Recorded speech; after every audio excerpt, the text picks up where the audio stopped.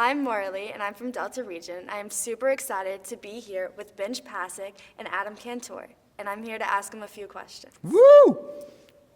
So both of you have become very successful in your competitive industries. He's very successful. I made him pay for dinner tonight. Oh my God.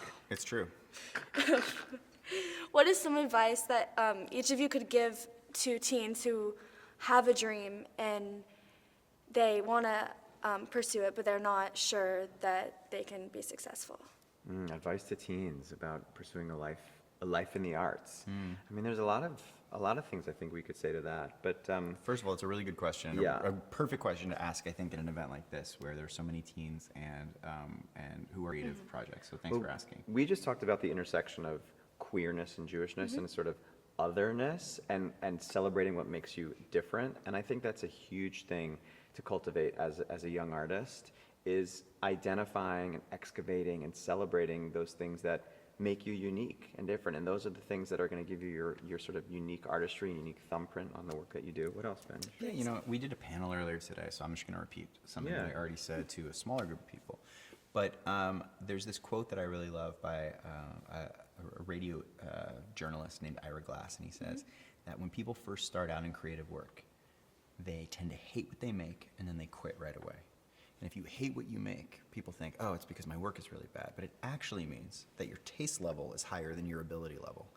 And it means that you have a really shrewd sense of what's good, but just because you're starting out, you're not able to make good stuff right now. So if you start making stuff and you think, gosh, this is really, really bad, I think I should quit, it actually should be the biggest thing that should encourage you to keep going, because eventually that chasm begins to close the more work that you do, and it eventually catches up with your taste level. So what I would say is, be a little bit brave, realize that if you're really, really mad at the work, it's not exactly what you want it to be, it's not good enough yet, that gap will close, and just to keep going, and you can find your way doing something that you love. That's beautiful. Thank you. Adam, you have starred in various Broadway shows, including The Band's Visit, Fiddler on the Roof, Next to Normal, and Rent. Oh my God, so many Broadway credits. A lot of Broadway credits. Wow. I cannot imagine the feeling right before performing in front of thousands of people. Do you give yourself a pep talk before going on? And if so, what do you say to yourself? Oh, there's plenty. Tonight I was kind of nervous to step out there in front of all these, because when you're doing something on Broadway, you're doing 8 times a week. You reach a point where it becomes a little more muscle memory, and you build a level of comfort in the space that you're occupying. But there are plenty of times as a performer when I still get really, really nervous, and tonight was one of them. And I think, it's that old saying, practice makes perfect, and just continuing to do it and do it and do it. And it's not that the nervousness will necessarily go away, but I think you learn how to live with it. And it's just there, and there's your little buddy, your little nerves buddy.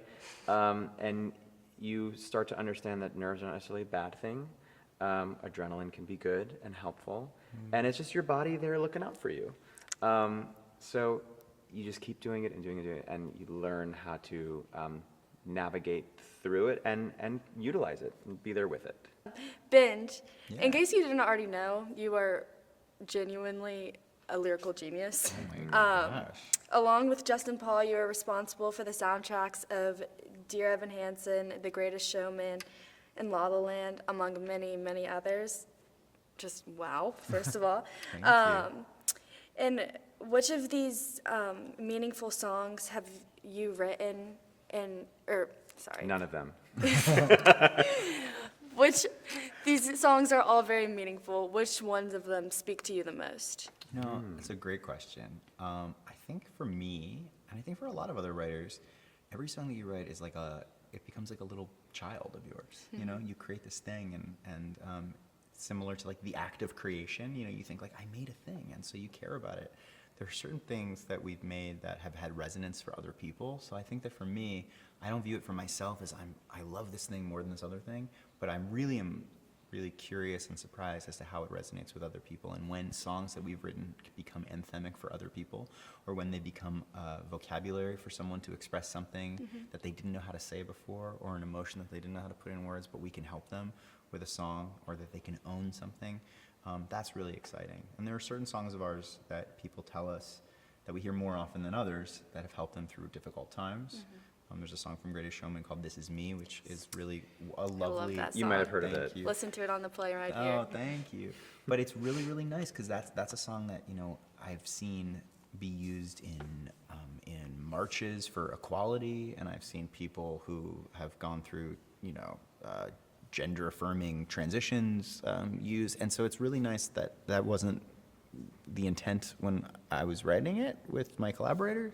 But it's really, really lovely to see other people use it as a means of self-expression. So that brings me a lot of joy. That's amazing. And finally, both of you are very involved in Jewish causes.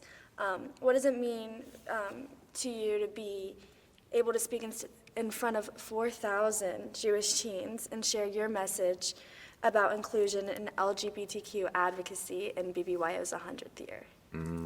It's been really cool and meaningful and fun. Yeah, we don't get to step into spaces like this every day where we feel that queerness can be this celebrated in a Jewish context. I know growing up for me, my Jewishness and my very, very repressed queerness felt like kind of at odds with each other. And today, maybe for the first time, I mean, that what we just did, I haven't even really processed it yet, but like processing it now with you here on this therapy couch, I'm like, Are you the new Oprah? Are you Drew Barrymore? What's happening? Maybe one day. Oh my yeah. God, I I'm see big yes, things. there's power in you. What's happening to me right now?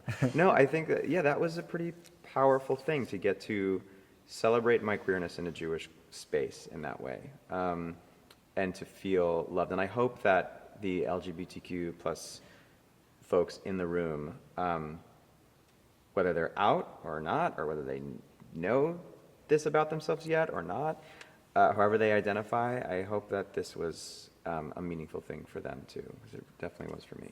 Thank you. I don't know if I could have said it any better, but it's really lovely, and it's also a testament to, I think, the BBYO organization and the values that the organization has to have LGBTQ plus inclusion, and it feels really lovely to be a representative of that in this space. And I think that we all have a lot of pride that we try to cultivate, whether it's about Jewish identity, whether for me, a queer identity, for a lot of women, it's about women's rights. And the world tries to tell you that who you are is invalid constantly, except for a group of people that are validated more often than not. So I think if you're part of any kind of minority, you're seeking spaces where you can feel pride.